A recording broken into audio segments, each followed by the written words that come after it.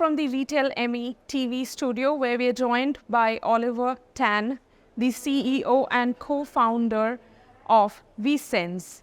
Warm welcome to the RetailME TV studio, Oliver. Such a pleasure having you with us today. Thank you. Most happy to be here. Lovely. Oliver, why don't we get started with a little bit of background on what ViSenze does? Great question. So ViSenze is an AI company specializing in retail. Right. Retail solutions for both traditional retail as well as digital retail. Right. Our solution spans search as well as recommendations as well as personalization. So what we do is to solve friction points within product search, Right. recommendations, and personalization to help retailers and brands and marketplaces as well Right. increase their conversion rates, or increase average order basket sizes, and ultimately improve the path or shorten the path towards conversion, which is a very important thing because the time spent by an average shopper on an average e-commerce site today is less than 10 minutes, which means to say the retailer has only 10 minutes to close the sale. Absolutely. And with Gen Z, their attention span is even shorter. Right? It's only about 3 minutes. So there's a lot of things that you could do in 3 minutes without turning them off. Right. And gain that share of wallet, which is very difficult.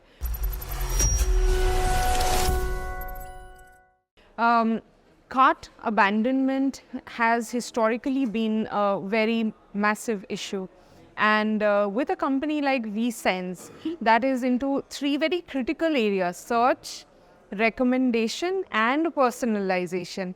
How are you equipping your retail partners to actually overcome this roadblock called cart abandonment? Well, so we solved search problem, right? All right, search is an upper funnel problem. Right. Without finding the product in the most efficient manner, they don't even add to cart in the first place. So that's the first problem we need to solve. And search isn't just about search on the app itself or on the .com site. Right. Because search can also happen outside of the app itself, right? Yes. For instance, 48% of all Gen Zs utilize TikTok as a search engine instead of Google. How surprising is that? Very. That's right. So search itself has a upper funnel as well as on-site solution to ease the path towards finding the product very efficient. So that's the first thing that we need to solve. But of course, consumers' preferences are different, right? Your wardrobe, I believe, is very different from your friends, your sisters, which is a personal thing for you. Absolutely. So if your wardrobe is personal, why would the fashion retailer show you standard recommendations for 100 other people who have also looked at this, knowing that your preferences might be different? So the ability to personalize or hyper-personalize becomes extra important. And that helps not just the shoppers find the right product or products, right, to increase the basket sizes. The last mile would be the add to cart and the checkout. Yes.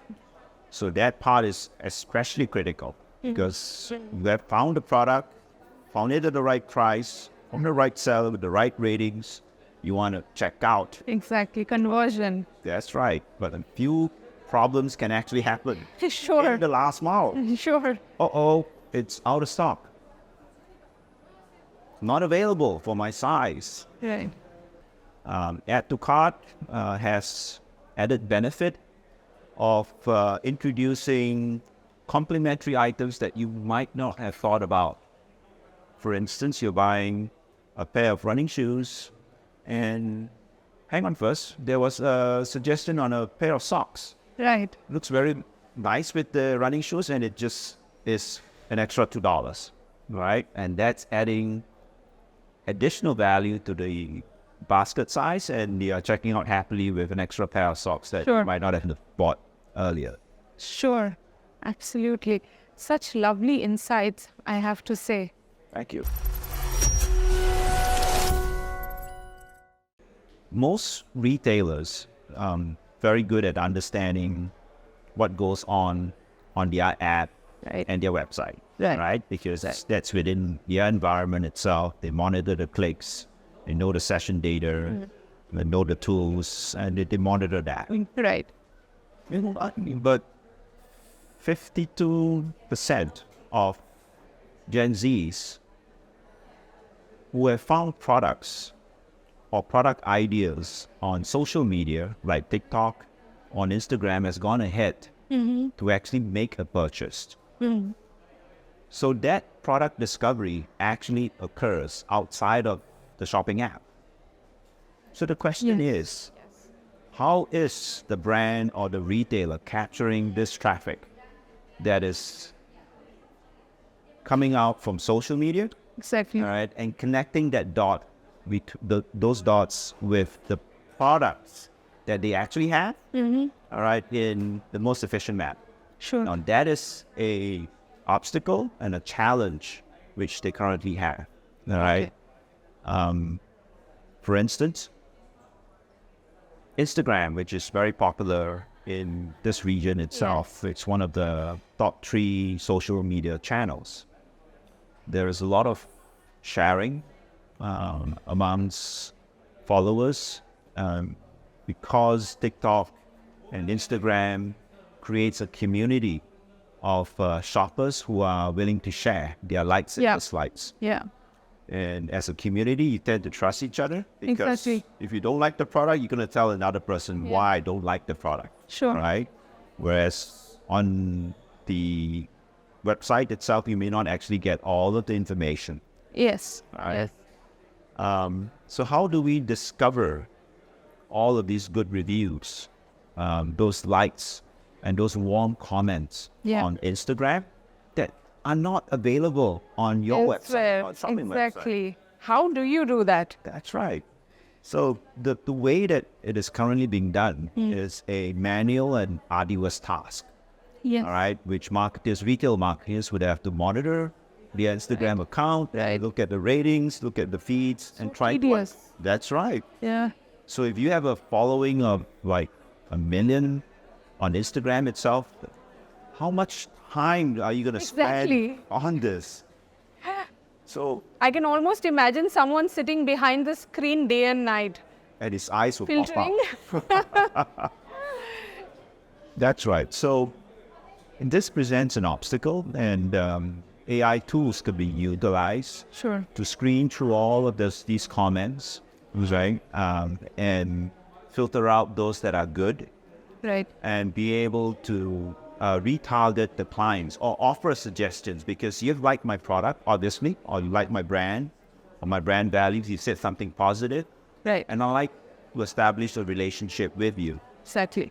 So having that relationship with the follower, the reviewer, is actually a first start to a shopping relationship. Absolutely. Down the road. Absolutely. Yeah. So that can only happen by using smart tools, automation tools, and AI tools to understand what all these comments are, uncover them, and then extract those insights and those persons who have liked that. Because if you're on Instagram, you're a public handler, right? And you can actually retarget them and ask for permission. Can we establish a relationship? And that's obviously something that brands and retailers are not doing very well right now because it's not easy to bridge that divide. All right. So ViSenze is creating a tool that allows for the brands to read all of these comments. Right. With the advent of large language models, you can actually read these comments publicly and be able to then understand if this is a good review or even if it's a bad review, all right? You could utilize... Exactly. You at least need to respond to that. Exactly. All right. So that's where, the social shopper discovers their products or their product Right. ideas. Right. And if they do find something or they liked an outfit on Instagram, where's the shortest path? Is there a way which I can share that image, all right, with you, all right, on your site and find a similar outfit or exact outfit? What is the shortest path towards that? All right. Now today, you can't shop out of Instagram. All right. When you click on a shop button, it actually redirects you to outside. Yes. All right. Yes. So that's the only path. However, TikTok is different. Right? TikTok is one super app that has both the social feed as well as TikTok shopping Exactly. Yes. in the same app. Yes. So that's why TikTok is successful. Agreed. Yes. All right, and many Gen Zs love TikTok because they are liking it and they're finding the products very quickly at a few simple clicks. All right, but that is of course TikTok. Doesn't mean that an average brand or retailer can't use Instagram, all right, as the upper funnel source of information to then find opportunities to establish a relationship. It'll be very interesting to know how you're enabling your retail partners achieve a powerful position on social media, leveraging this incredible amount of data in the right way, and also protecting and being mindful of data privacy. Yes, absolutely. That is actually very important statement that you've made. The ability to assure your shoppers as well as your users that you're respecting their privacy, you're respecting their data in a permissioned and respectful way. Right? 7 out of 10 Gen Zs today are comfortable in sharing their data with a brand or retailer so that they could utilize these preferences and these data to create a more personal experience for them. Sure. They are very comfortable in doing that, provided the brand does not compromise that data or worse, resell that data to somebody else. That will be the end of the relationship. All right. So if 7 out of 10 Gen Zs are comfortable in doing it, then the question is to the brand and retailer, what are you doing? All right, in utilizing that data that they have shared in trust with you to offer a more personalized experience. Yes. All right, and that personalized experience will be best reflected in the customer journey. What they see will be different from what their friends see as well. Sure. That is personalization. If they see all the same stuff, means It's not personalization at all. standard recommendations. So, Yes, absolutely. Absolutely.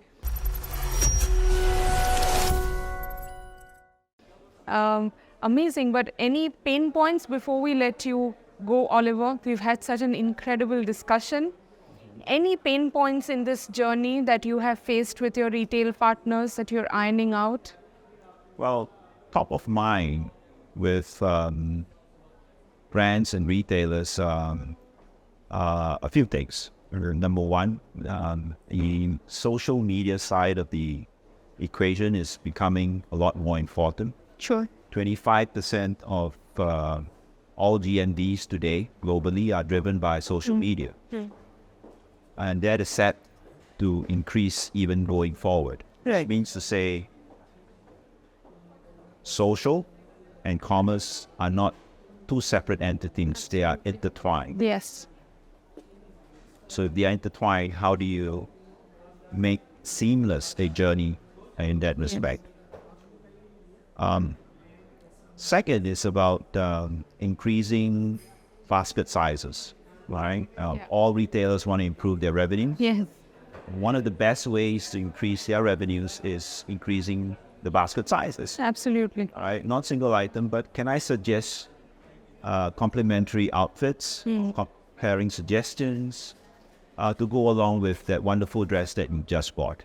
Sure. Right? That's increasing the basket size. But the ability to recommend the right items to go along with it, just like the socks with the running shoe itself, that's personalization. And that requires some data and some AI. All personalization requires data. And I guess the other major problem or challenge that they have is the omni-channel experience, right? Because where does the customer journey start today? In the real world, on social, exactly, in the store. Yeah. All right. So studies have shown that 70% of an average shopper in the US, they shop as much as they do in the store as they shop online, which means to say they could start the journey online. Anywhere, basically. Anywhere, exactly. Yeah. Search for a product that they like and go in the store to buy and try it out. Exactly. So don't be surprised that an average shopper walking into a store knows exactly what product, what materials, the purpose of this outfit and this running shoe is about, because he or she has already been educated about this. Yeah. But retailers need to bring together a undivided customer journey, one that is both online to offline and offline to online. To me, it is just commerce. There is no divide. Sure. That is the real world in which we all shop. Absolutely. Sure. Thank you so much for joining us on the RetailME TV studio, Oliver. It's a pleasure chatting with you. Thank you for having me. Thank you.